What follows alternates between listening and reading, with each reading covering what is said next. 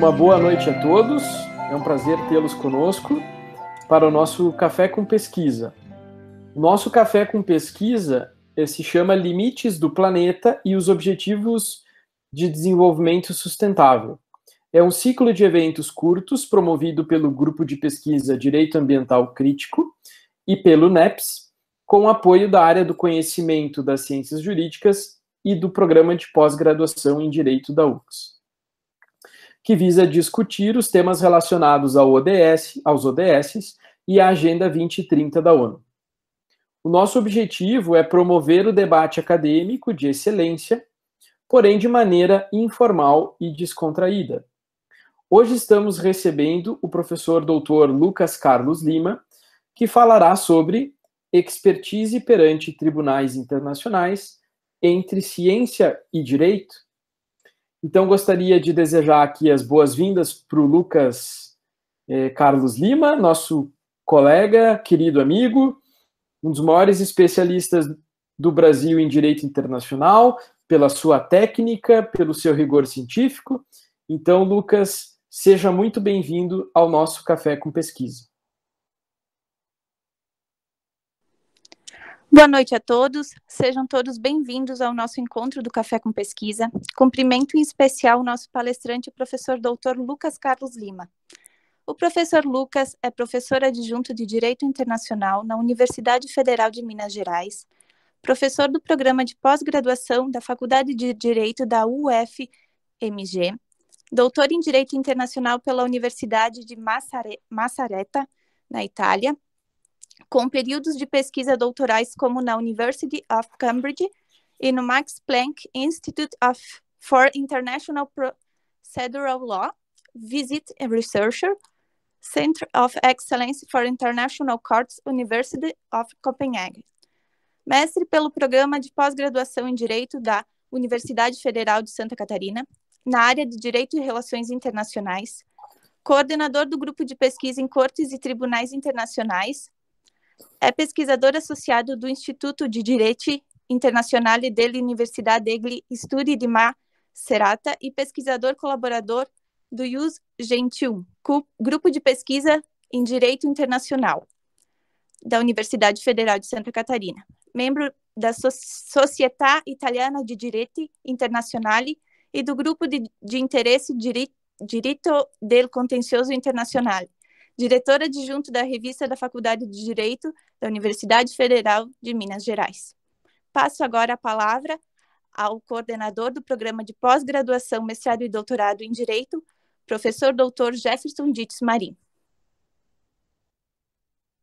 Também registrar minha saudação especial ao professor Leonardo de Camargo Subtil, a quem nós temos muito orgulho de ter como colega no programa, sempre enfileirando os estudos de direito internacional, essa seara tão importante e fundamental para a nossa área de concentração de pesquisa, que é o direito ambiental, e sem o qual o direito ambiental não conseguiria nem sequer galgar os primeiros passos. Então, cumprimentos ao professor Leonardo pela atividade de hoje. Por fim, uma saudação muito especial ao professor Lucas Carlos Lima, na qualidade aqui de coordenador do programa de pós-graduação em Direito da UFRGS, né, o primeiro doutorado em Direito Ambiental do nosso país. Gostaríamos de desejar as boas-vindas, mesmo que nesse período de absoluta exceção e tristeza, né, não há como não qualificá-lo dessa forma, porque realmente vivemos aí uma catástrofe sanitária que, embora para muitos seja percebida como surpresa, já havia sendo anunciada nos bastidores da ciência há algum tempo, mas fato é que poucos atentavam com seriedade a isso, e por isso que de uma maneira tão acachapante, né, e numa velocidade nem um pouco newtoniana, acabou nos abraçando a todos e nos levando a esse período de crise do qual não sabemos como vamos sair. Então, nesse período de exceção, em que pese as circunstâncias, né, calamitosas que o revertem, espero que sinta aqui o nosso carinho consubstanciado no frio da serra, professor Lucas, que esse possa ser o primeiro de muitos contatos. Temos aí todas essas referências positivas do professor Leonardo e também a sua pesquisa que o precede nessa área, como disse antes, fundamental para o direito ambiental, para o direito como um todo, que é o direito internacional e que terá que, de alguma maneira, dar a sua contribuição também para identificar essa nova conformação do pós-pandemia, geopolítica, humanitária, intercontinental, globalizada ou desglobalizada. Alguns já falam de uma nova crise conceitual e epistemológica. Enfim, não sabemos o que está por vir. Então, sinta aí nosso abraço, professor. Fiz questão de comparecer aqui para cumprimentá-lo, acompanhá-lo. Seja muito bem-vindo à Universidade de Caxias do Sul. Muito obrigado, professor Jefferson. Eu acredito que os pontos da sua fala, por si só, já nos permitiriam debater por muito tempo na noite de hoje, porque essa é a agenda do dia. A dimensão internacional, ela é clara nos problemas que nós vemos hoje. Nós temos hoje perante o Supremo um procedimento muito interessante em relação ao direito ambiental e claramente o direito internacional está dialogando. Se nós vemos a decisão do ministro Barroso, por exemplo, muito do seu discurso está presente nessa decisão do ministro Barroso. É algo que, inclusive, nesse domingo eu escrevo para o Jota, já faço aqui uma pequena publicidade. Mas eu queria dizer, antes de iniciar a minha fala, muito específica em relação a todo o problema que hoje nós vivemos em relação à questão ambiental, e é para mim uma grande alegria saber que existem novas tendências, como um doutorado em direito ambiental. Isso estar em consonância com o que há de mais moderno no mundo. A Universidade de Milão, por exemplo, tem algo do gênero, um doutorado em Sustainable Development. Então, é interessante para mim poder estar aqui. Gostaria de agradecer a moderação da Poliana. E eu gostaria de dizer que é um prazer estar aqui hoje por diversas razões. Porque esse Caxias do Sul é, para mim, uma cidade muito cara. Minha mãe é gaúcha, eu sou catarinense.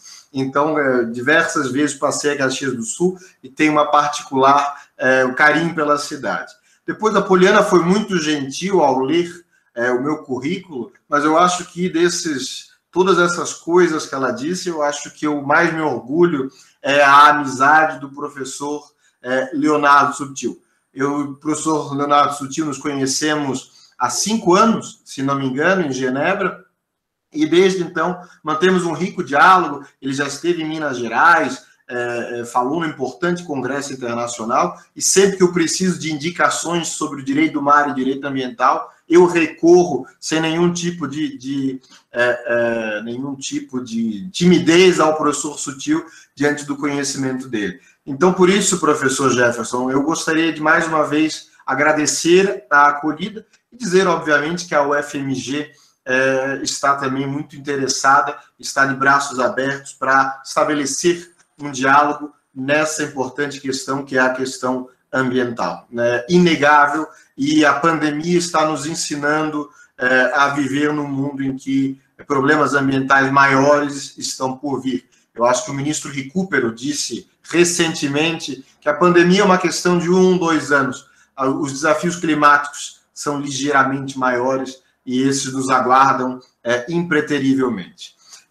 Eu aproveito e agradeço a presença de todos que estão aqui hoje. Vejo que há alunos também de Minas Gerais que vieram assistir, o que muito me alegra. Deixa-me dizer desde logo que os alunos do professor Subtil são, para mim, já amigos. Fiquem à vontade para me adicionar no Instagram, no Twitter, manter contatos, que tiverem pesquisa nesse sentido. Eu estou completamente aberto para o diálogo com bons internacionalistas e bons ambientalistas. Acho que a amizade com o professor Leonardo Sutil realmente é uma boa credencial nesse sentido. Vocês são, posso dizer aqui que vocês têm muita sorte de ter o professor Sutil, que é uma liderança internacional no tema, como professor. O que eu gostaria de falar com vocês hoje é de que maneira as cortes internacionais elas lidam com controvérsias científicas. Basicamente, é um tema muito recente, é um tema de muito debate e é um tema que está em constante ebulição. E a pergunta que eu vou tentar resolver com vocês hoje é: será que as cortes internacionais são esses lugares adequados para resolver controvérsias de cunho científico? Será que nós temos uma tendência positiva nesse sentido? Eu vou ligar o meu cronômetro aqui para não falar mais do que devido. Espero falar 25 minutos. Estou muito mais interessado em ouvir e discutir ideias com vocês. Eu vou falar hoje de cortes interestatais, por assim dizer, as cortes mais conservadoras, que lidam com estados soberanos. Existem, como vocês sabem, diversas cortes nesse sentido, Corte Internacional de Justiça, os tribunais arbitrais, o Tribunal do Mar, e eu irei, basicamente, lidar com essa jurisprudência, em especial da Corte Internacional de Justiça. Por quê? Porque nela nós vemos os principais problemas quando direito e ciência se encontram.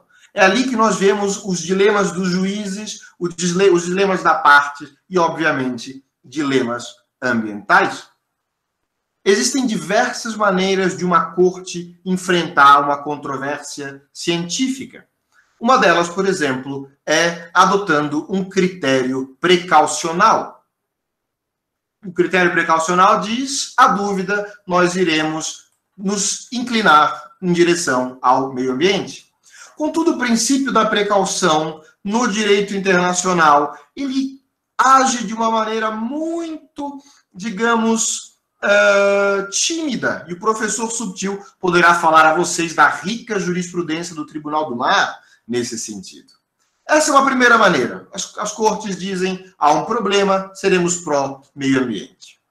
Uma outra maneira de resolver problemas científicos, uma dúvida em relação ao conteúdo técnico de uma questão, é evitando o problema científico, reformulando a pergunta, evitando, falando de direito dos tratados. Vocês talvez devam lembrar do famoso caso Gabčíkovo-Nagymaros, em que Hungria e Eslováquia estavam construindo enormes represas. Houve um problema por conta de pressões ambientais por parte da Hungria, mas a Corte Internacional de Justiça preferiu dizer: isso aqui é uma mera questão de direito dos tratados. Ela reconheceu um ou outro princípio, mas não era o direito ambiental que interessava. Evitar controvérsias científicas é uma postura de cortes internacionais. A terceira maneira de fazer isso é engajando diretamente na evidência, nas provas científicas, na discordância científica. Houve a poluição de um rio, matar baleias é correto, cavar ao longo de um rio causa danos ambientais. Essas são todas questões que aparecem perante tribunais internacionais e eu vou falar delas para vocês. Mas essas três posturas, elas são utilizadas de maneiras diferentes por cortes internacionais. Isso, e o problema aumenta se nós pensarmos em cortes de direitos humanos. Pensem que a Corte Interamericana de Direitos Humanos, algo que está muito próximo a nós, está em São José da Costa Rica, em 2017, deu uma opinião riquíssima sobre direito ambiental, que hoje deve ser aplicada pelos juízes nacionais em virtude do controle de convencionalidade. Vejam de que maneira o direito internacional age diretamente, o direito ambiental internacional vem diretamente irrigado no nosso sistema doméstico. Os problemas aumentam nessas específicas cortes. Imagina na OMC, onde nós temos hormônios, onde nós temos decisões sobre a quantidade de produtos químicos num determinado produto a ser comercializado. Agora, se existe Covid no frango brasileiro, Hong Kong pode utilizar-se da exceção que é oferecida de medidas fitossanitárias do direito do comércio internacional. Vejam quantos exemplos ricos em que um juiz internacional será confrontado com um problema científico e terá que resolvê-lo. De que maneira ele pode resolvê-lo? De que maneira ele pode tentar entrar na terceira categoria? Expertise. Ele, de alguma maneira, terá de incorporar expertise dentro do seu trabalho. Ele, de alguma maneira, os juízes são, por si só, experts em direito internacional. Os juízes com os quais o professor Leonardo trabalhava, eles eram experts em direito do mar, em fundos marinhos, mas pouco sabiam sobre atum da barbatana azul. Portanto, é interessante notar de que maneira é possível engajar com essa expertise e trazer expertise para a sala de audiência. Os instrumentos das cortes são muitos. As cortes têm poderes, mas basicamente nós vemos uma tensão nas provas apresentadas. E essa tensão se dá exatamente porque as provas, elas vivem numa tensão entre o sistema de common law e o sistema de civil law.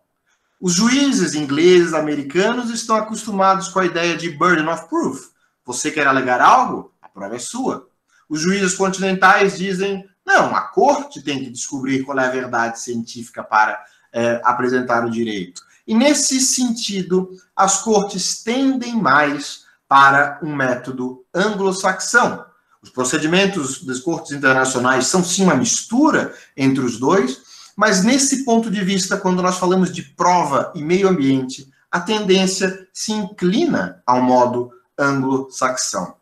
As cortes, por exemplo, têm grandes poderes. Se nós olharmos o artigo 50 do Estatuto da Corte Internacional de Justiça, nós vamos ver que a corte tem poderes para nomear peritos, fazer visitas in loco, fazer investigações e valer-se de qualquer tipo de assistência. Se nós olharmos o artigo 30 do Estatuto da Corte Internacional de Justiça, nós veremos que a corte tem a possibilidade de valer-se de assessors, que é uma categoria típica do direito anglo-saxão, em que o juiz vai lá e senta na sala de audiência, na sala de deliberação, para auxiliar o juiz sem o direito a voto. Então, as cortes possuem amplos poderes, mas elas não utilizam. E aqui eu posso talvez fazer uma narrativa de 4 importantes casos. Vou dar aqui a case law para vocês de uma maneira muito resumida, porque o tempo urge. Mas é nessa case law recente, que começa em 2010, que nós conseguimos enxergar todas essas tensões que eu estou falando para vocês. Professor Leonardo, até agora tudo certo? Som, etc., imagem, continuo? Fique à vontade, falar quanto tempo quiseres. Não diga isso que os teus alunos falam, não, professor, quanto tempo quiseres, não, deixe nos 25 minutos que ele nos prometeu. Vejo pelas risadas aqui na câmera que há alguma verdade no que eu disse. Enfim, primeiro grande caso, 2010. Pulp Mills, o caso Papeleiras. O Uruguai está à margem do rio Uruguai, instalando grandes usinas papeleiras. Talvez vocês saibam que as usinas papeleiras são aquelas que mais demandam água para o tratamento da celulose, e do lado argentino começou-se a existir grande inquietação e manifestação ambiental, ao ponto da Argentina dizer, Uruguai, o que está acontecendo? Você não poderia ter feito isso sem nos consultar, e você está provavelmente poluindo o rio com toda essa intensidade das usinas papeleiras. Criou-se um grande incômodo diplomático. Houve negociação para cá, houve negociação para lá, as partes não chegaram a um acordo e a Argentina levou o caso à Corte Internacional de Justiça, dizendo, Uruguai, você violou uma série de obrigações processuais, mas você está poluindo o rio. Vou aqui dar vou mostrar para vocês de que maneira o Uruguai está poluindo o rio. E nesse caso, os peritos, os experts, que as duas partes chamaram para falar perante a corte, eles foram apresentados como se eles fossem advogados. Eles simplesmente falaram como se eles fossem um advogado, eles subiram na tribuna, eles disseram há poluição, do outro lado disse não há poluição, eis aqui os dados, e a corte deu uma sentença em que dizia não houve prova de poluição.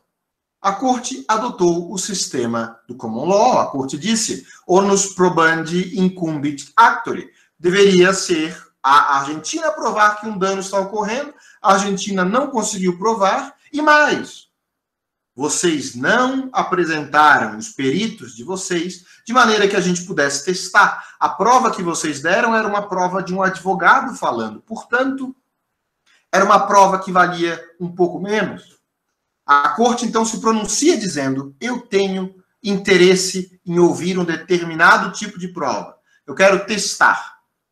Só que, ao mesmo tempo, a corte teve as suas dúvidas científicas. E o que ela fez? Ela nomeou os assim chamados experts fantasmas. Ela contratou peritos que as partes não sabiam a identidade, peritos que as partes não souberam o que foi dito. Esses peritos consultaram os juízes. Os juízes, nós não sabemos o que foi perguntado a esses peritos.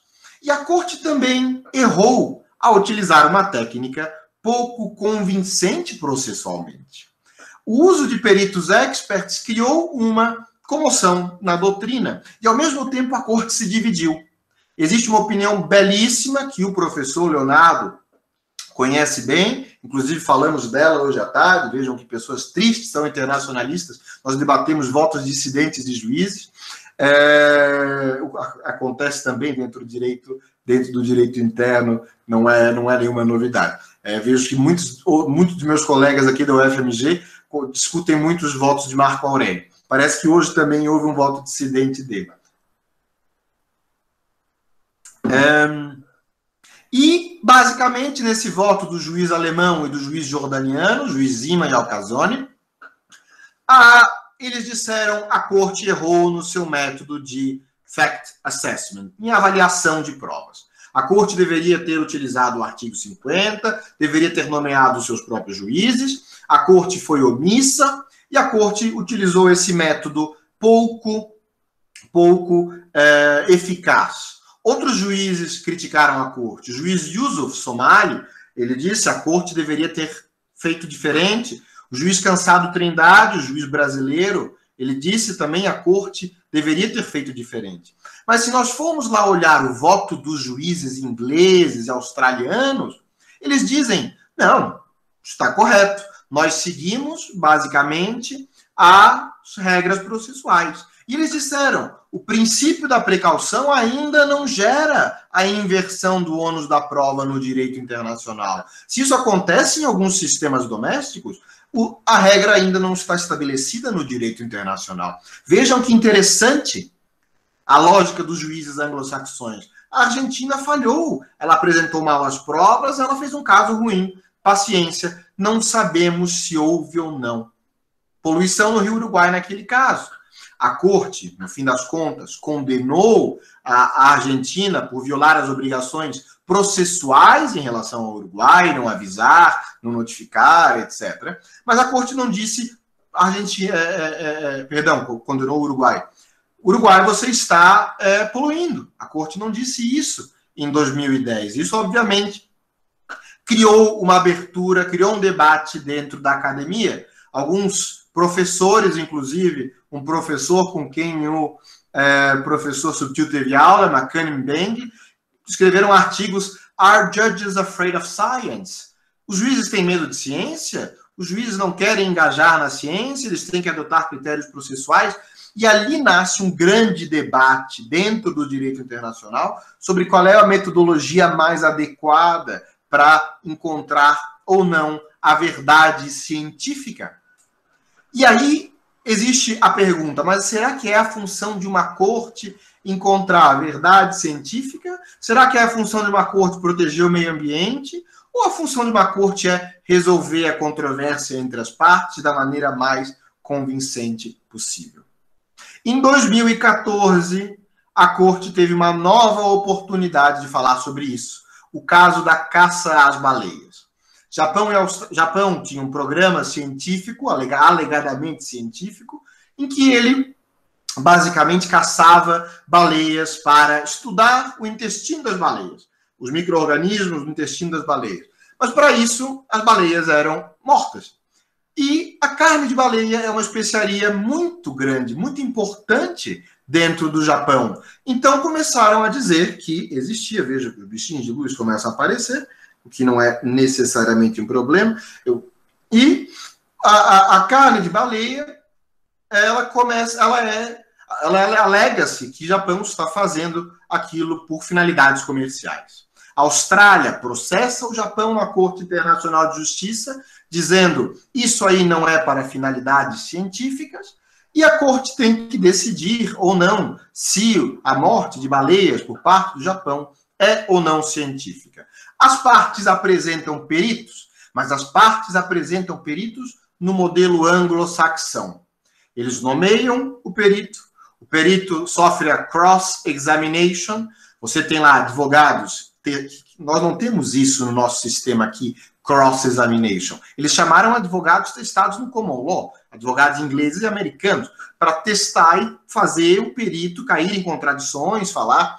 Houve o teste dos peritos, cruzaram as informações e a corte decidiu. Nesse caso, houve já um avanço. A corte, ela criou um procedimento específico para receber peritos pela primeira vez em sua história. Ela nunca antes tinha feito uma coisa desse gênero, tão detalhado.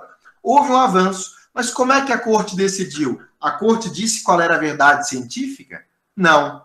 A corte disse, eu vou interpretar o tratado. O tratado diz finalidade científica, do que eu entendi aqui, o que o Japão está fazendo não tem uma finalidade científica. E condena o Japão com base nessas provas aparecidas. O Japão vai lá e muda o programa dele. Ele caça baleias ainda hoje, caça, mas ele mudou o seu programa por conta dessa sentença. Então aqui nós vemos esse ponto interessante de refinamento do procedimento. Os peritos aparecem dentro de um sistema de common law.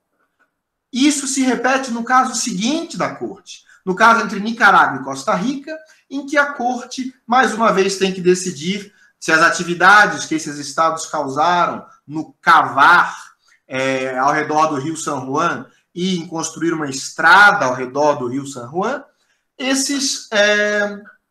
essas atividades desses estados causou dano ambiental. E essa é uma jurisprudência muito interessante, porque aí aparece uma grande noção da obrigação internacional do estudo de impacto ambiental, algo que vocês conhecem certamente dentro do programa de vocês e que eu aqui sei muito menos do que todos vocês. E nesse caso é muito interessante nesse sentido. Mas a corte repete o método dizendo, é melhor vocês seguirem aquele método ali.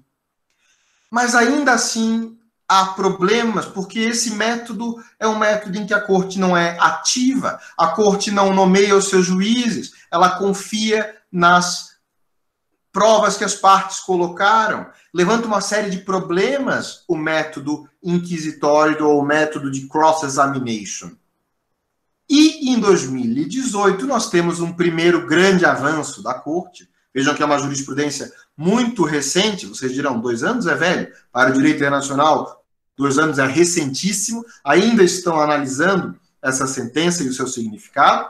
No caso da delimitação territorial e marítima entre Costa Rica e Nicarágua, a corte tem que delimitar uma zona extremamente complicada, com pântanos, com uma geografia complexa, com atividades que os 2 estados estavam fazendo na região, e a corte fala, muito bem, vamos finalmente ceder às pressões e vamos nomear os nossos próprios peritos. A corte usa pela segunda vez na sua história, em 75 anos de história, ela utiliza o método de nomear peritos, segundo o artigo 50, chama dois professores de geografia para irem lá demarcar, as partes vão junto, e a corte utiliza muito essa decisão, esse laudo pericial que os peritos produzem. Mas a corte utiliza principalmente quando as partes concordam.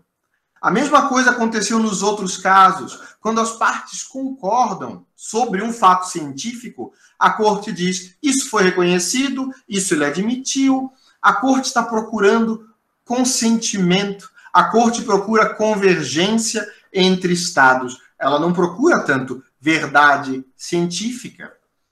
Então, mesmo a jurisprudência recente, mais refinada, não é uma busca pela verdade científica. A conclusão que eu tenho aqui para vocês é a corte busca resolver a controvérsia para os estados. Ela não está buscando dizer se matar baleias é bom ou ruim. Ela não está buscando dizer se uma determinada atividade de cavamento ao redor do rio, de criar canalizações, é boa ou ruim. A corte está buscando consentimento. A corte, no fundo, está procurando compliance. A corte está interessada em convencer as partes de seu argumento, algo que é importantíssimo para nós internacionalistas. Vocês já devem ter ouvido falar, direito não tem sanção, etc. Todas essas balelas que constitucionalistas preguiçosos utilizam para atacar internacionalistas. E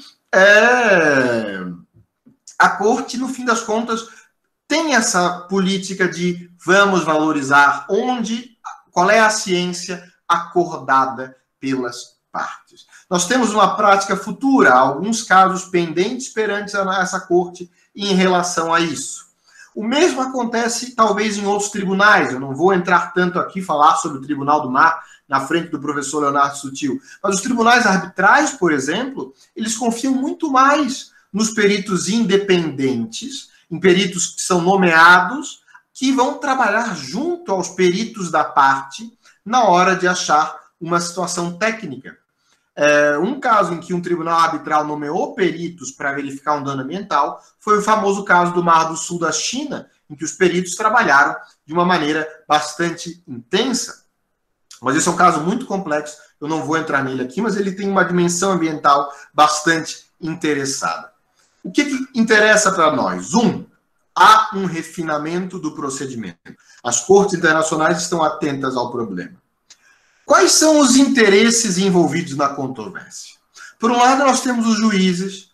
Qual é o interesse que um juiz tem, que os 15 juízes da corte têm? Cada um tem a sua maneira de ver. Eles se dividem. Tem os mais voltados para o common law, tem os mais voltados para o civil law. Mas todos eles querem efetividade da decisão. Todos eles querem satisfazer as partes. Todos eles querem, de uma certa maneira, convencer. O reasoning é algo muito importante no direito internacional. Não dá para confiar em qualquer princípio. Você tem que, efetivamente, convencer as partes para ter o julgamento cumprido. Portanto, os juízes têm esse interesse pela eficiência, ainda que isso acabe comprometendo a transparência, peritos fantasmas, ainda que isso possa comprometer o due process, a ideia de não poder as partes dialogarem nesse sentido. O que as partes querem? As partes não querem necessariamente a verdade científica. As partes querem, ganhar o caso, ou seja, elas querem ter o melhor desempenho possível e convencer os juízes. Então, elas têm técnicas para isso. Então, elas querem participar, elas querem transparência, elas querem atuar, valores processuais importantes. Mas as partes também têm que convencer as suas audiências domésticas. Quem já trabalhou num caso internacional sabe que o tempo todo os clientes, as audiências domésticas, o Jornal Nacional, está de olho no processo. Portanto, é importante também mostrar que você participou ao máximo. Quem é mais a stakeholder nesse processo? Os peritos envolvidos. Os peritos envolvidos têm, de um lado, a tensão entre agradar o cliente, mas também continuar agradando a sua comunidade epistêmica, que é, no fim das contas, a comunidade científica a qual ele pertence. E depois existem nós, a doutrina, os professores, os estudiosos, que estamos interessados em refinar o procedimento. Em teoria, nós somos ligeiramente mais independentes, nós olhamos para esses processos e podemos dizer, aqui você errou, aqui você não errou, a corte deveria seguir esse ou aquele. Mas os interesses envolvidos, vejam, poucos deles estão efetivamente preocupados com a verdade científica. Os interesses num processo internacional acabam sendo outros. Quais são as lições que essa prática demonstra? E aqui eu vou às conclusões. 1. Controvérsias científicas chegaram para ficar no direito internacional. Veremos mais e mais. E essas controvérsias, via de regra, terão um cunho ambiental. Se vocês entenderem de que maneira elas ocorrem, se vocês entenderem de que maneira elas servem de leading cases para os nossos processos domésticos, vocês saem à frente. Segunda lição, o procedimento está aberto a melhorias, mas para isso é necessário crítica, é necessário divisão, é necessário perder tempo estudando coisas não tão agradáveis quanto expertise, ciência e direito. Talvez eu possa concluir aqui dizendo que, uma vez Bruno Zima, que fez aquela opinião específica sobre a crítica aos peritos, no caso do Paul Mills, Bruno Zima disse que o gênio dos direitos humanos saiu da garrafa e hoje direitos humanos faz parte do direito internacional. Numa analogia barata, eu diria que as controvérsias científicas saíram da garrafa, elas hoje fazem parte do direito internacional. E sai sempre na frente quem delas melhor dominar. Assim, encerrando meus 25 minutos, eu gostaria de receber todo tipo de reação, pergunta, na medida daquilo que sei, daquilo que não sei, não tem problema em confessar que não sei, mas fica aqui o meu muito obrigado pela atenção de vocês. Agradecemos, então, ao Dr. Lucas Carlos Lima pela brilhante explanação ao abordar um tema que, por vezes, nos parece tão complexo de forma tão concisa e certeira.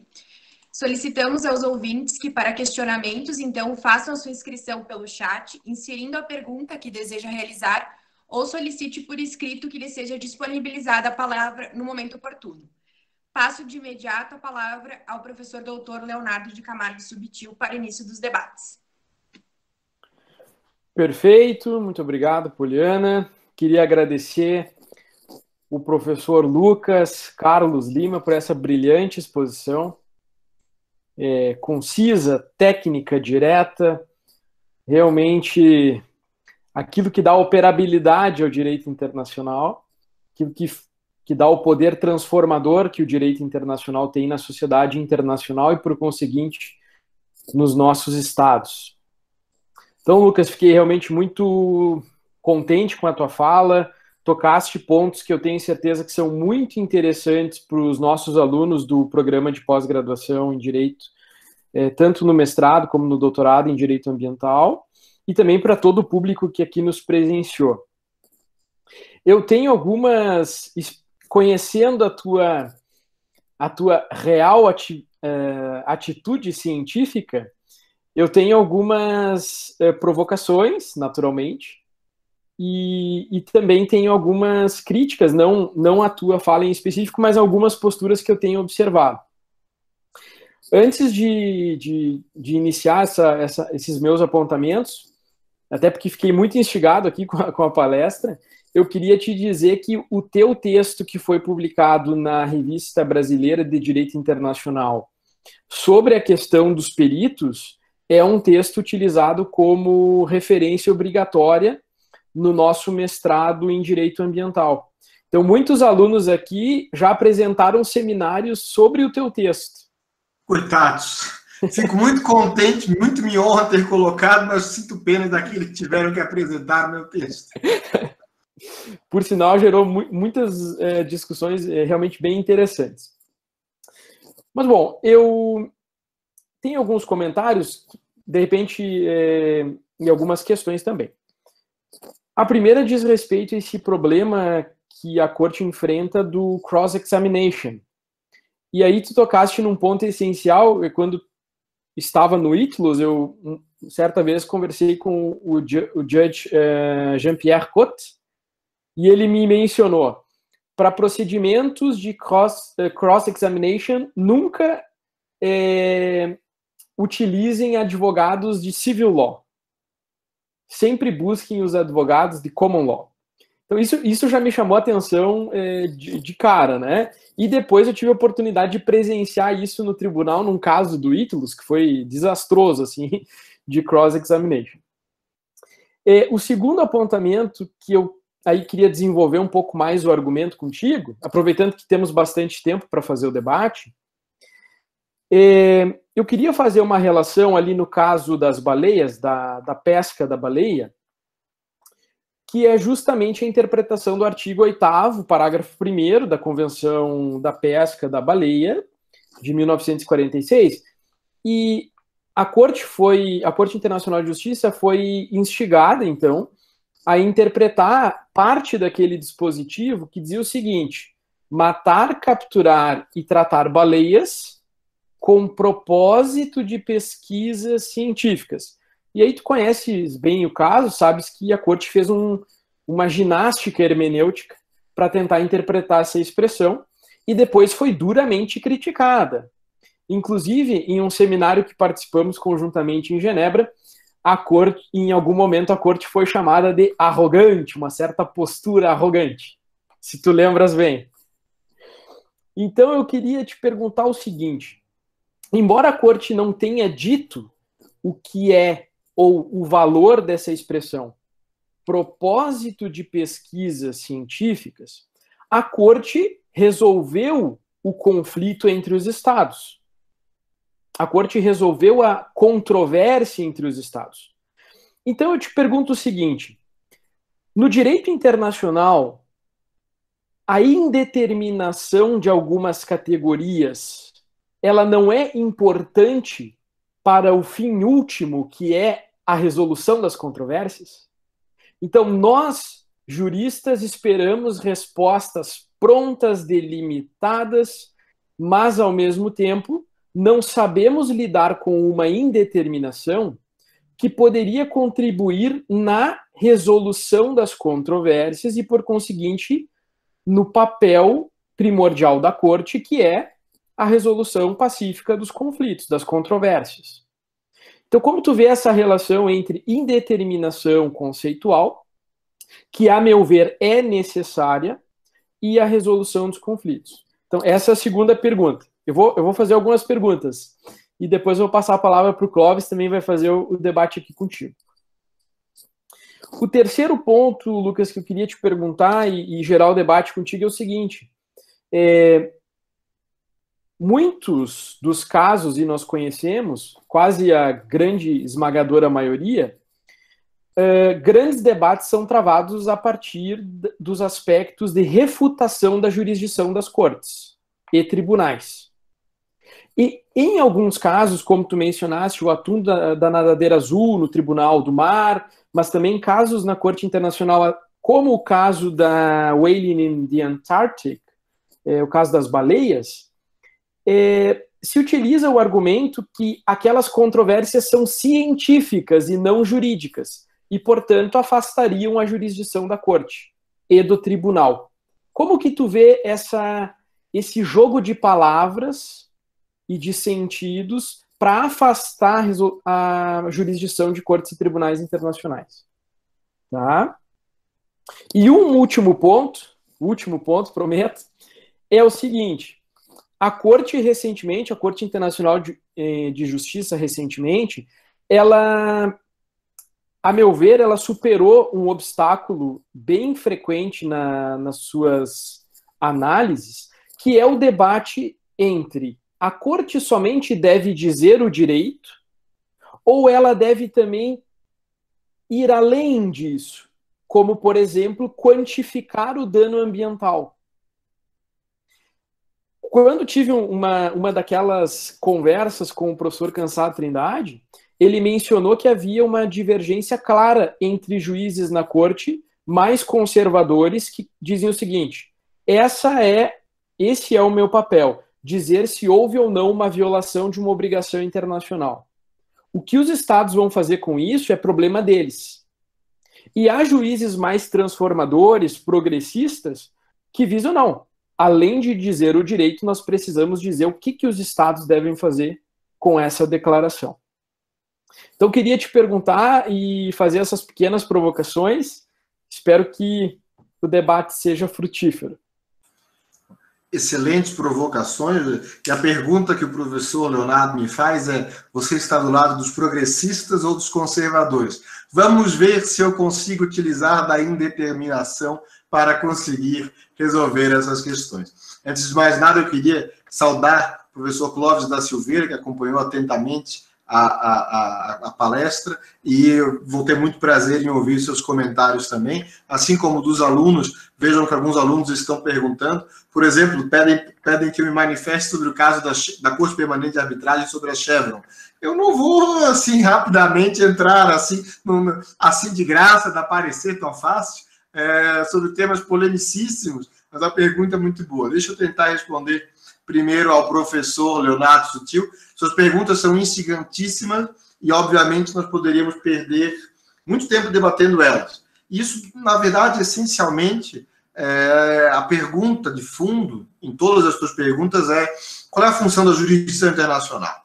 A jurisdição internacional, ela tem que ser mais ativa ou não? E minha resposta é: não precisamos de uma resposta fechada para isso nesse sentido. Primeira questão que tu me falas foi a referência à tua conversa com o juiz Jean-Pierre Cotto. E, efetivamente, esse é um dos problemas do método de cross-examination de experts. Você favorece advogados e, eventualmente, estados que estão treinados melhor nesse método. E alguém dirá: mas os estados, os times de advogados, perante esses casos, eles são, via de regra, compostos dos dois lados. Então, cria vantagens para os dois lados. Sim e não. Tudo bem que nos casos, por exemplo, Costa Rica e Nicarágua, essencialmente cross-examination aconteceu de uma maneira bastante bem sucedida. Mas, por outro lado, você, querendo ou não, favorece um determinado tipo de sistema.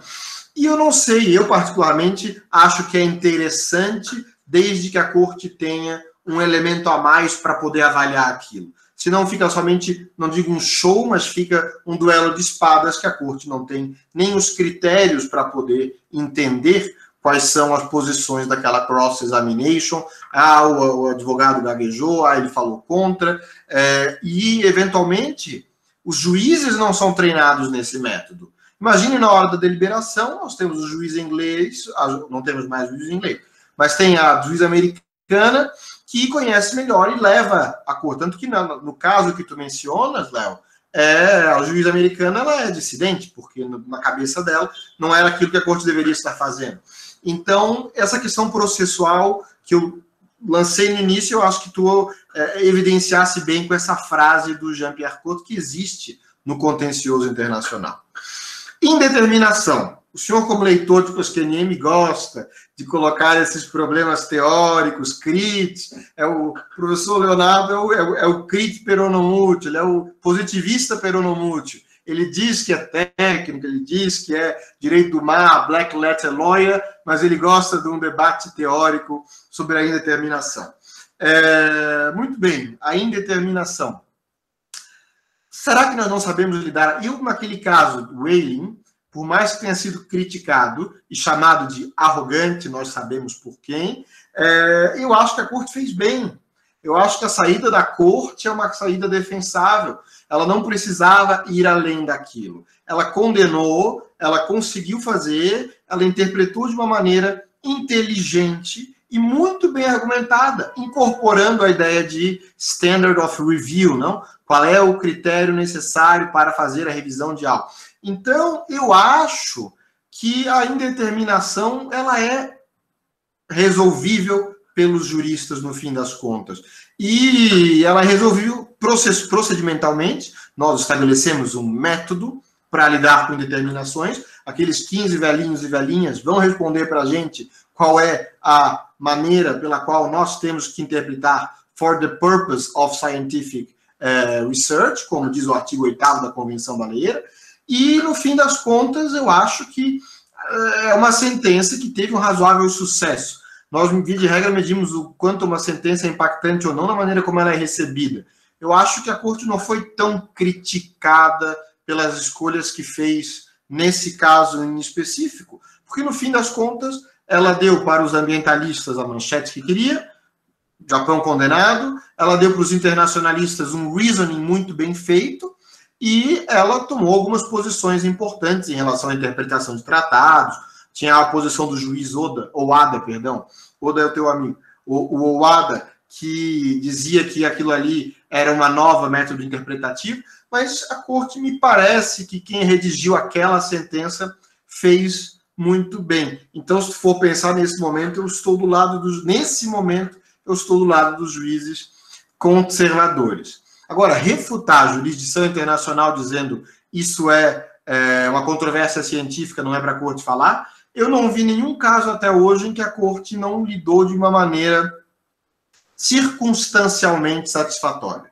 Criticável, melhorável, aperfeiçoável, mas, de algum modo, satisfatória para resolver conflitos. Eu acho que aqui eu me valho de uma obra que eu gosto muito, que é um pouco sobre teoria da jurisdição internacional, que é uma obra do Ingo Venski com o Armin von Bogdan, In Whose Name, que diz: cortes internacionais servem para funções diferentes. A Corte Internacional de Justiça tem essa função de resolver controvérsias. E se os estados deram a ela para a jurisdição para resolver uma controvérsia sobre quantificação de dano ambiental, ela vai fazer avaliando as provas que os estados colocaram e, se sentir a necessidade, o juiz Benuna diz isso, se a Corte tem que ser convencida da necessidade de uma expertise mais avançada. Então, eu não vejo, eu tendo a achar que ela não tem errado muito.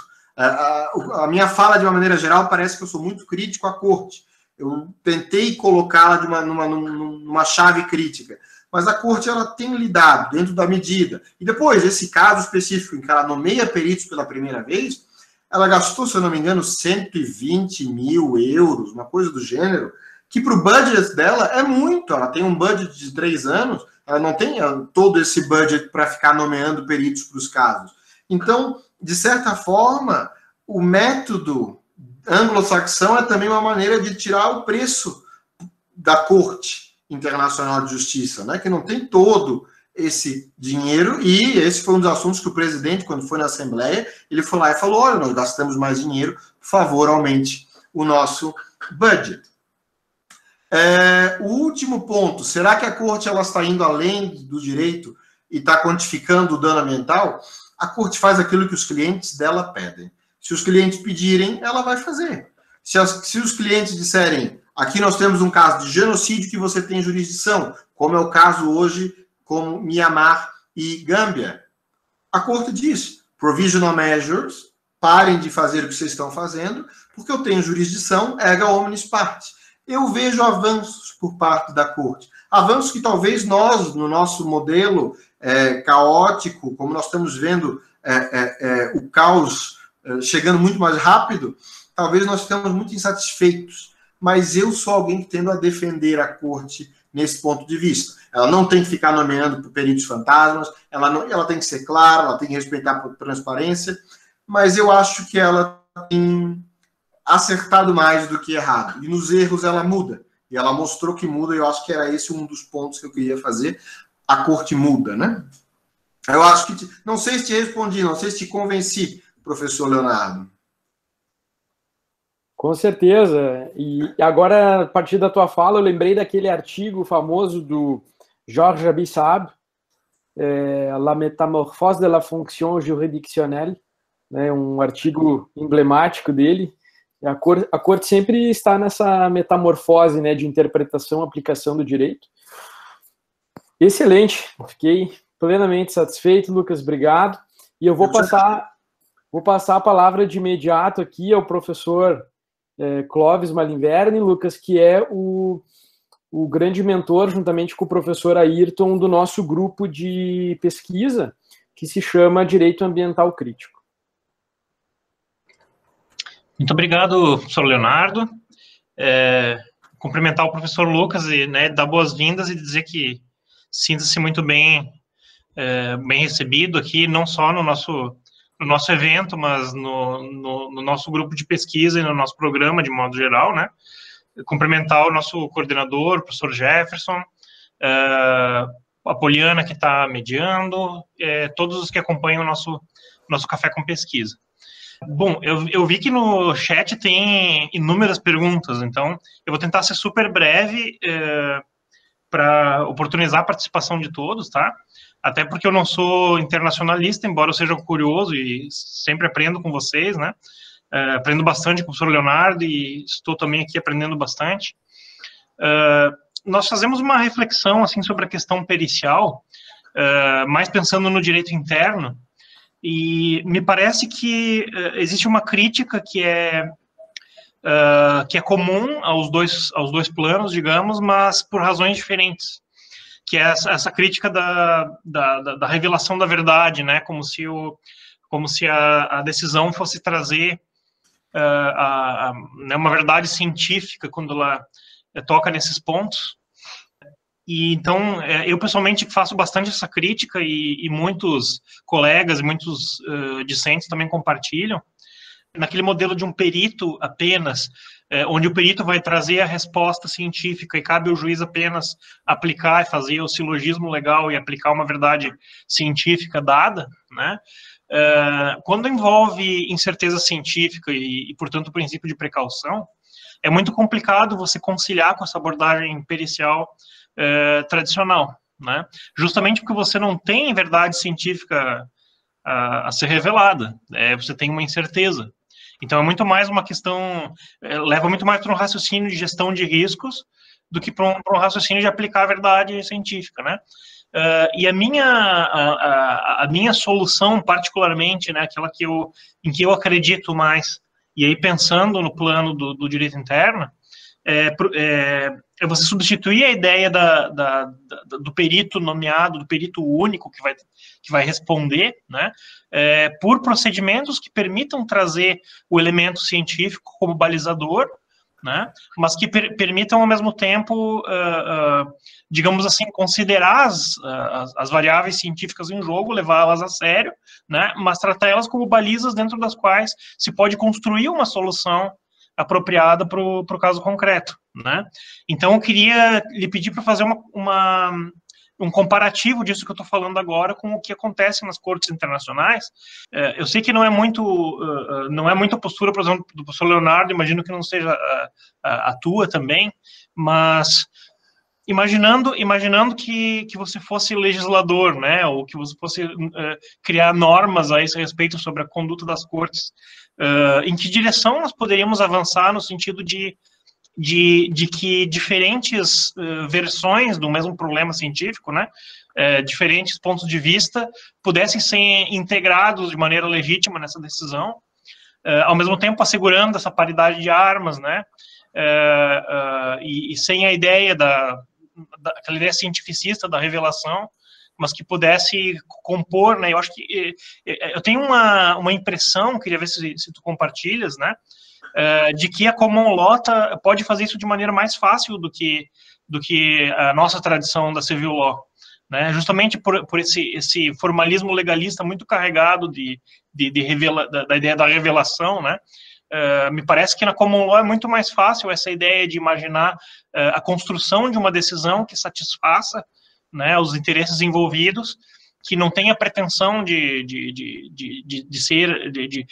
expressar a verdade, né, mas que resolva o caso, né, e resolva o caso de maneira consistente, sem ferir a ciência, mas enfim, trazendo uma solução também diplomaticamente possível. Tá? Então, não sei se eu me expressei bem, mas queria perfeitamente sobre esse ponto de vista meu, né? Como que dá para levar isso? E talvez uma questão adicional aí, a questão das entidades civis, né? Como a IUCN, como é que elas podem se inserir nesse processo? Muito obrigado. Professor Clóvis, que provocações estimulantes, eu acho que são paralelos que nós podemos fazer e o senhor os fez muito bem. Eu tenho as mesmas dúvidas Inclusive, o professor Leonardo me chamou aqui porque esse foi o tema da minha tese de doutorado, e basicamente o final da minha tese de doutorado foi qual é a melhor solução no direito internacional. E quando nós lidamos com ciência, direito internacional e direito doméstico, não é que são assim tão diferentes. Primeiro ponto, eu concordo completamente com o senhor. A revelação da verdade não é o papel do juiz e não é o papel de um processo judicial. Nós não podemos resolver debates científicos que devem ocorrer nas suas específicas comunidades epistêmicas sobre o que é a verdade. Um juiz de direito determinar se, por exemplo, cloroquina deve ou não deve ser aplicada, ele decidir a verdade científica sobre isso, eu acho muito temerário um juiz de direito fazendo. O debate tem que ser feito, tem que ocorrer dentro das comunidades epistêmicas autorizadas, e o juiz deve utilizar esse tipo de prova. E aí que vem o problema. Quais são os procedimentos para incorporar o elemento científico de uma maneira precisa, incorporar variáveis científicas de uma maneira precisa e respeitar o procedimento.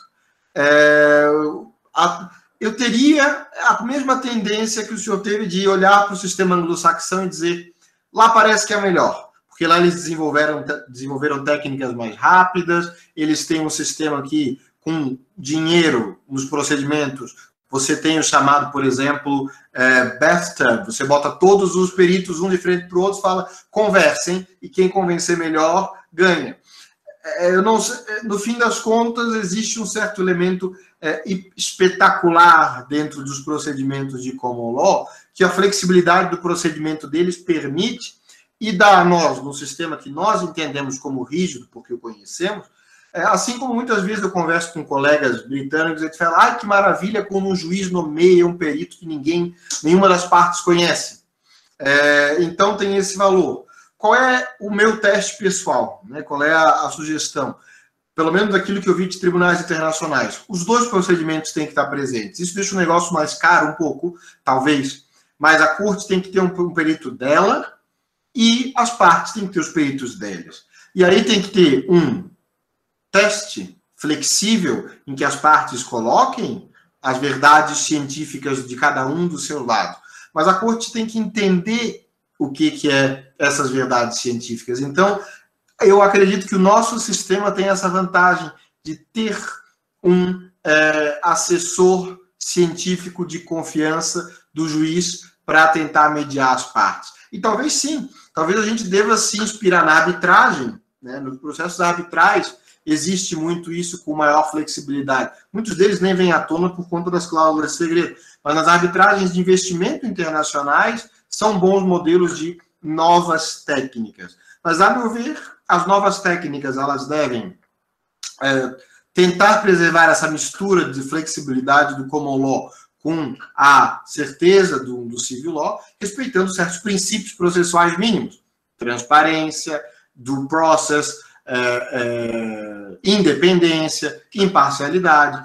Com a utilização desses princípios, eu acho que o caminho, a minha conclusão no final desses estudos todos o caminho é o procedimento. Reforçar o procedimento, porque nós partimos do pressuposto de que juízes não vão ter capacidade de resolver ciências. Juízes não vão nos dar a última palavra sobre cientificamente quando nasce a vida ou quando não nasce a vida. Eles vão dar o critério jurídico para isso, mas eles não vão conseguir determinar a verdade sobre quando nasce a vida ou quando não nasce a vida. Então a gente tem que parar de esperar que o juiz nos dê as verdades científicas e entender que mesmo a indeterminação do professor Leonardo muitas vezes vai ser um critério a ser adotado com a melhor evidência científica naquele momento, respeitados os melhores princípios procedimentais. Eu acho que depois de ter estudado esse tema aí por 3 anos durante o doutorado, e o Léo me convidou, agora eu retomei o tema, reestudei o tema, me deu prazer, mas assim, como acontece com as nossas teses de doutorado, eu fiquei assim uns bons 3 anos dizendo, não aguento mais falar desse negócio, mas assim, a reflexão parece que continua a mesma. Temos alguns princípios para ser respeitados na hora de determinar ou não a ciência dentro de uma sala de audiência. Eu tentaria, não sei se te respondi, Clóvis, mas eu acho que o caminho, na visão, seria essa. Eu não acho que Common Law é a melhor das saídas em absoluto. Acho que podemos incorporar procedimentos interessantes que eles fazem lá. Eu acho que essa é a vantagem do nosso direito e dos nossos juristas aqui, advogar flexibilidade nas suas teses, dos nossos juízes que estão sendo formados pela Universidade de Caxias, pensar que existem técnicas alternativas que nós podemos incorporar de uma maneira eficiente. Eu iria por esse caminho. Perfeito, professor, muito obrigado. A intenção era essa mesmo, né? Provocar, né, e pensar em que sentido a gente pode avançar. Obrigado.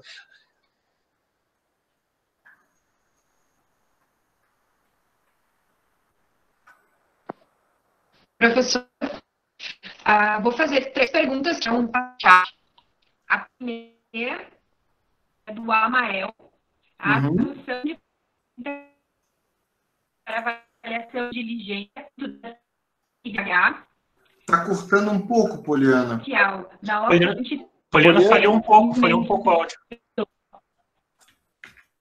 Poliana, acho que teu áudio está falhando um pouco. Tu pode desligar? A primeira é do Amael. Eu já encontrei aqui. A segunda qual é? Tem uma anterior, da Isabela Leite, que é sobre os ODS. Antes ainda, né? Vou anotar aqui. E tinha uma terceira, se eu entendi bem. Isso. Cortou. Me ouvir, professora? Tá cortando, Poliana. Tá, eu vou ajudar. A terceira seria da Sabrina. E tem uma quarta da Monique, pelo que eu entendi. Tá. Vou revisar aqui se tiver alguma... Tem a do caso Chevron, mas essa acho que é aquela complicada. O caso Chevron Isso aí foi tu que pediu para eles perguntarem, Leonardo. Foi me orientando que perguntou. Só porque está gravando, tu queres... Não, essa aí eu não caio, não. Já não basta, Genebra. Vamos lá, Isabela. Professor, como você vê os ODS, COPs, Agenda 2020-30, bem como a União Europeia e suas alianças em prol da sustentabilidade ambiental? Acredita que seja uma agenda legítima, legal e atingível, ou lhe parece utópico e inatingível esses objetivos? Ainda, como você vê o impasse de opinião entre os ambientalistas que defendem essa agenda, fundamentos, paradigma e conceito de sustentabilidade, e do outro, os negacionistas? Os negacionistas não estão no debate. Os negacionistas nós não temos muito o que fazer, né? Temos que tentar trazer para o debate, mas todo mundo aqui tem aquele tio, aquela tia do grupo de WhatsApp que não adianta a gente mandar qualquer notícia que ele responde, não, são comunistas. Então não tem muito diálogo nesse sentido com alguns. Eu acho sempre interessante o diálogo e a tentativa, né? E sobretudo sem trazer verdades. Eu nunca trago verdade, eu trago a pergunta e digo, acho que é por aqui, acho que é por ali, vamos tentar ou não vamos tentar. De maneira geral, a pergunta pode ser sintetizada, Isabela. Devemos acreditar no direito ambiental internacional e nas iniciativas internacionais?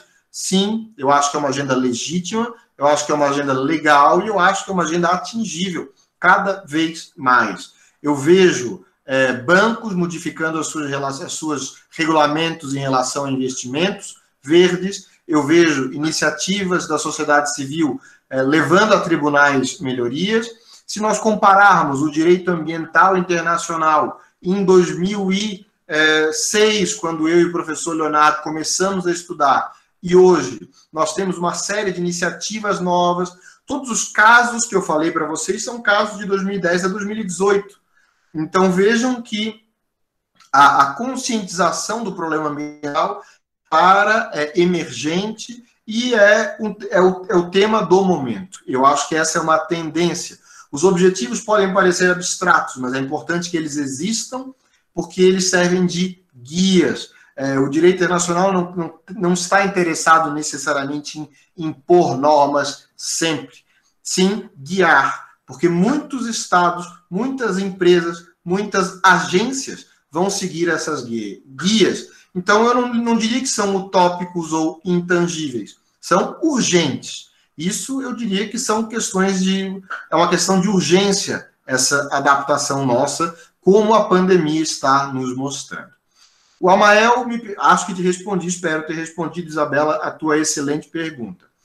Amael, a adoção de parâmetros internacionais para avaliação da diligência no âmbito da Corte Interamericana de Direitos Humanos, especial opinião consultiva 2317, instrumentos de soft law, como diretrizes para a realização de estudos de impacto ambiental, pode ser harmonizada com a avaliação de cuidado exercido no caso concreto por experts? Essa tendência pode se estender à CIGI? Veja, a tendência a se estender à Corte Internacional de Justiça me parece menos clara no momento. Eu acho que deveria existir uma série de iniciativas, mesmo essa decisão que mencionaste, é uma decisão que encontra certas resistências, exatamente por se tratarem de documentos não obrigatórios. Os estados ainda estão digerindo essa opinião consultiva sobre meio ambiente, mas eu acredito que sim, ela pode e deve ser harmonizada com a avaliação de cuidado. Eu acho que a avaliação do cuidado, o dever de diligência devida são, para utilizar a terminologia do professor Leonardo, são conceitos indeterminados e abertos no direito internacional que permitem a atualização. E aqui nós utilizamos técnica jurídica, não outras áreas que não é o caso do professor Leonardo.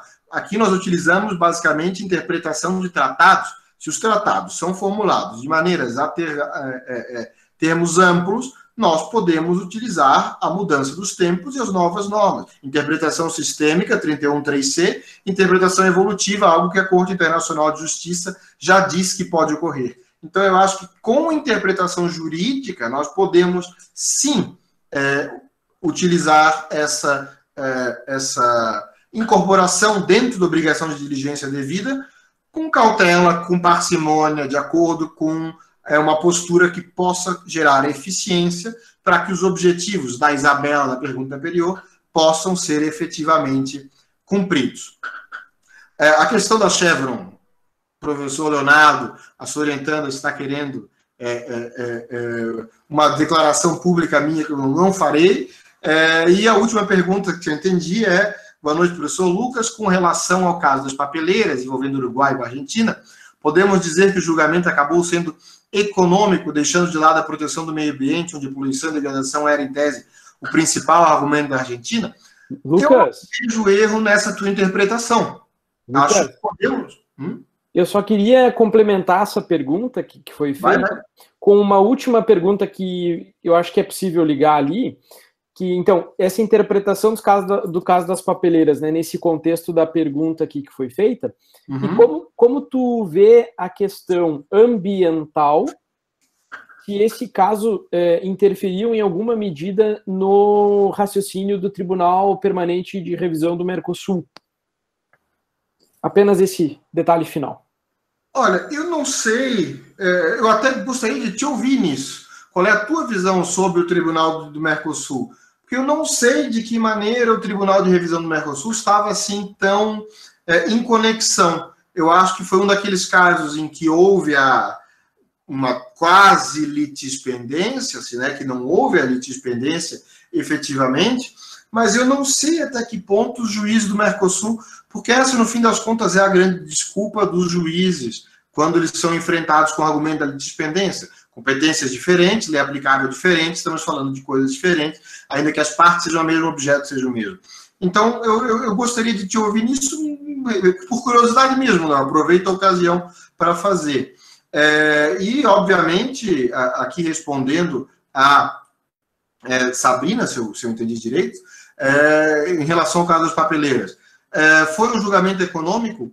Foi um julgamento econômico, mas foi um julgamento econômico porque ele foi construído também economicamente. As partes não trouxeram ele, não empacotaram ele de uma maneira que pudesse... Era o principal argumento da Argentina, mas a Argentina não utilizou o procedimento de maneira a favorecer esse lado. Então, a corte ela foi naquilo que ela faz normalmente, ela vai pela via de meio. Mas note, as opiniões dissidentes foram tão contundentes que de certa maneira, parte do argumento ganhou, porque ficou a dúvida, será que o Rio Uruguai não está sendo efetivamente poluído? O fato é que o julgamento auxiliou as partes a sentarem novamente à mesa de negociação e auxiliou as partes a reverem a gestão conjunta do Rio Uruguai. Esse é um outro aspecto, não? Os julgamentos internacionais nem sempre querem resolver a coisa. Eles são um elemento naquilo que é um processo maior, para citar Rosalind Higgins, né? O direito internacional enquanto um processo. O julgamento ele vai ser um elemento que as partes vão à mesa de negociação novamente sentar. Pense no caso Nicarágua. O caso Nicarágua, a Nicarágua nunca ganhou o que foi condenada, mas o fator simbólico, as negociações, a relação diplomática entre os Estados auxiliou tanto que o caso foi uma vitória, ainda que o dinheiro não tenha sido pago efetivamente. Léo, como é que tu vê essa questão, professor Leonardo, perdão, como é que tu vê essa questão do diálogo ou problemas entre o Tribunal de Revisão do Mercosul e o caso Papeleiras? Olha, essa é uma pergunta deveras complicada. Mas eu gosto de observar isso, Lucas, pelo ponto da unidade do direito internacional.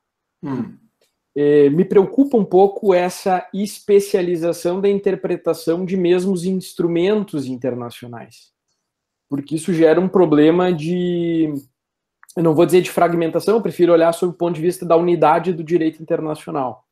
Então, quando cortes regionais começam a interpretar o direito internacional e começam a criar sentido jurídico a categorias do direito internacional, o professor James Crawford, no curso da AIA de 2013, ele aponta isso em relação às cortes de direitos humanos.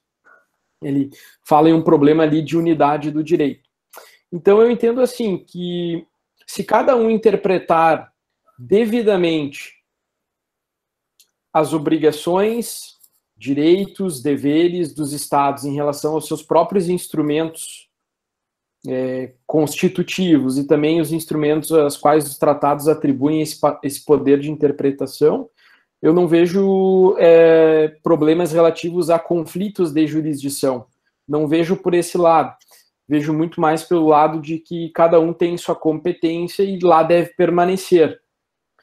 Então, nós sabemos que, em alguma medida, nos bastidores, essas interpretações das cortes em questões muito próximas, há uma certa influência de uma corte em relação à outra, né, naquele cross-fertilization.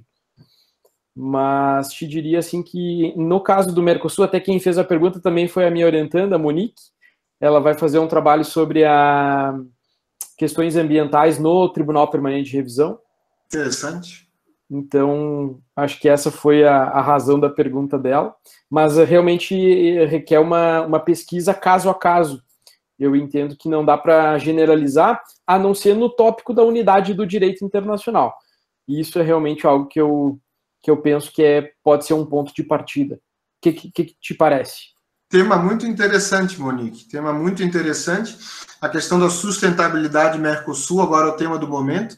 E olhar sobre a visão judicial, eu acho que é uma saída interessante para o problema. Obviamente que quando uma sentença sai, todo mundo fica sabendo, todo mundo se pergunta o que nós vamos fazer com ela. Eu acho que a saída, no fim das contas, a unidade é também uma das faces da especialização. Nós não temos problema aqui, vamos dialogar, o caso gasolina, clinical isolation, ninguém é efetivamente... Os casos de diálogo e respeito e committee são muito maiores do que os casos de clash e CACES e Corte Internacional de Justiça no TADIT. Então, eu acho que os casos de desacerto da ordem são muito menores do que casos de acerto. Nesse ponto, a unidade, para mim, não está tão abalada quanto alguns gostariam que ela estivesse. Exatamente, nós poderíamos discutir bastante essa questão. Tu sabes do meu posicionamento, a partir do artigo que escrevi na tua obra, essa obra maravilhosa que vai ser publicada. Sairá finalmente, depois de quantos anos? Com certeza não sou um dos partidários da compreensão da fragmentação do direito internacional. Absolutamente. Não vejo dessa forma. E, inclusive, das últimas vezes que eu tive o prazer de ouvir o professor Kansai Trindade, também ele me pareceu bem crítico, assim, de uma maneira bem fervorosa a essa exaltação da fragmentação, de uma possível fragmentação do direito internacional. Completamente de acordo. Perfeito. Vamos dar continuidade ao protocolo aqui, então. Vamos ver se a Poliana ou... acho que é... Boa noite a todos. Então, a título de encerramento, agradecemos a participação de todos, agradecemos a organização deste evento, a nossa mediadora Poliana Lovato, ao prof. Ayrton, ao prof. Clóvis, e um agradecimento especial ao palestrante Dr. Lucas Carlos Lima. Acompanhem nosso canal Café com Pesquisa no YouTube. Desejamos um excelente final de semana a todos e a todas. Aguardamos vocês nos próximos Cafés com Pesquisa. Passo agora a palavra para o prof. Leonardo. Então, professor Lucas, queria te agradecer muitíssimo em nome do nosso grupo, em nome da nossa universidade, em nome aqui do programa de pós-graduação em Direito. Queria dizer que esse evento somente é possível em razão do apoio e de toda a liderança do nosso coordenador também, do programa de pós-graduação, professor Jefferson Marim, que esteve presente conosco no início aqui da tua fala, desejando boas-vindas. Então, foi uma enorme satisfação para nós contar com a tua expertise, a tua expertise no direito internacional, em questões científicas, né, do direito internacional. Então, ficamos realmente muito satisfeitos. Creio que essa palestra ela tenha levantado muito o nível das nossas discussões, no nosso grupo, nas nossas pesquisas, nas orientações de dissertações e teses, e contribui para algo, relembrando o meu saudoso professor Marota Rangel, que o direito internacional não tem limites na transformação. Isso é verdade. Eu gostaria de agradecer o convite, dizer que para mim foi um prazer conversar com todos os alunos. Agradeço ao professor Clóvis pelo excelente debate, professor Jefferson pela acolhida, professor Leonardo, é um prazer sempre. Estou à disposição de todos. Para mim, acho que a academia, o direito internacional, a universidade serve para criar e reforçar laços e debates. E acho que, nesse momento, nosso país precisa de debates. Então, eu estou sempre à disposição de todos. Os alunos que quiserem perguntar, me procurem nas redes sociais, eu estou à disposição. Para mim, foi um grande prazer, a noite de hoje, debater direito internacional e direito ambiental nesse nível. Acho que a Universidade de Caxias faz um grande trabalho. Fica aqui, mais uma vez, o registro da minha satisfação em estar com vocês essa noite. Muito obrigado, Lucas. Clóvis, deseja falar alguma última palavra? Apenas agradecer a presença de todos, o professor Lucas especialmente, né? Mais um excelente debate, foi muito especial essa noite, né? E agradecer a presença de todos, sugerir que acompanhem, a Cristiane colocou agora o link do nosso canal, a gente está criando um espaço de debates, muitas pessoas têm acompanhado os encontros sobre temas, inclusive fora da sua área de especialidade, né? Se tornando um espaço legal assim, de compartilhamento de ideias. Também agradecer ao professor Jefferson, o apoio da coordenação, que nós estamos construindo, uma sucessão de eventos aí bem interessantes, né, que engrandece nossa pesquisa na instituição. Muito obrigado, professor Lucas, e grato pela presença de todos. Professor Jefferson, fique à vontade. Só desejar boa noite.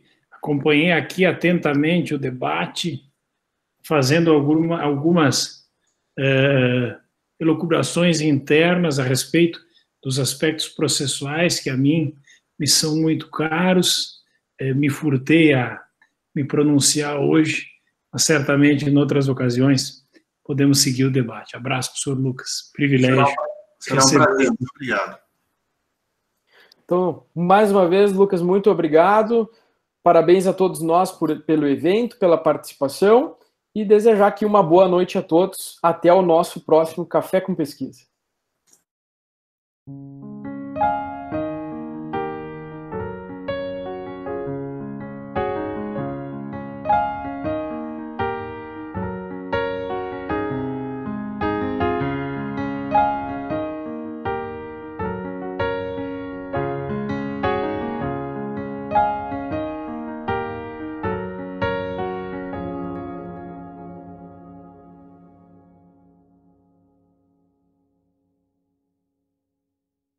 uma boa noite a todos. Até o nosso próximo Café com Pesquisa. Boa noite a todos e todas. Esse final ficou bem cinematográfico, né? Vai ficar legal na edição.